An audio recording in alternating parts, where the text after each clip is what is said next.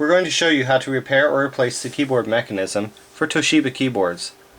What you will receive is a rubber spring cup and the key parts. Depending on your purchase, you may or may not have the keycap included with your order. If you do, the clip must be removed from the back of the key before the parts can be installed. If you only receive the clip hardware, you may skip this section and move on. You're going to want to flip the key over to expose the plastic parts on the back. These plastic parts must be removed from the back of the key before the key and the parts can be installed on the keyboard. You're going to want to use a small tool such as this screwdriver. You're going to get between the clip and the back of the key with the tip of the screwdriver and gently pry the two pieces apart. Be very careful not to break any of the pieces as they are fragile. Moving on to the replacement, you're going to want to first orient the clip in a direction so it can go onto the keyboard. In this case, we're going to put the clip this way. We're doing this because you have two metal tabs here and two metal tabs up here, which the clip will attach to. For these two metal tabs here, they're going to need to slide onto this rectangular piece and this rectangular piece. If the clip is upside down, that is, it's rotated this way, it won't allow for those parts to go onto the keyboard. So we're going to have to turn it back the other way. Now also, your clip could also be flipped this way, which is also incorrect. The best way to tell is to look at this part and this part.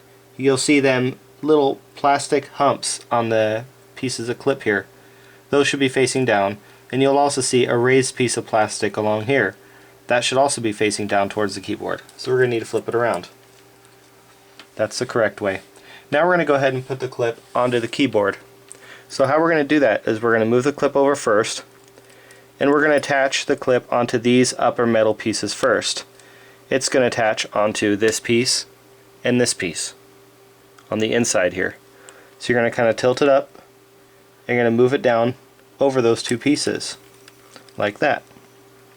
Now what you're going to want to do is you're going to want to attach the clips onto this and this side of it. So you're just going to push down here and push down there. It's very subtle, but it does clip over. Now the last step here is to put the cap onto the keyboard itself. You're just going to place it center over the clip and press down. Now we didn't show you, but if you need to replace the rubber spring cup, it simply goes in the middle of the clip before the cap goes on it.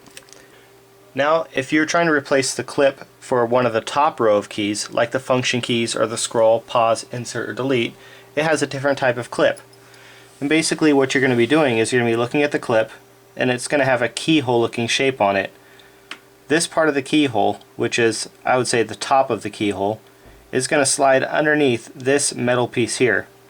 So you always want to have those facing the same direction. Also, the key is flipped the right way if the inner piece lays on top of the outer piece.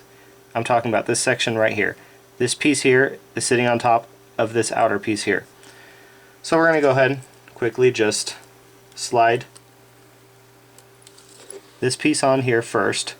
This is going to go over the keyhole part, and then you're going to push down on the left and the right back portions of the clip, and they're going to slide under these two pieces here. And then you just put the keycap over the top and push down as before. And that's it.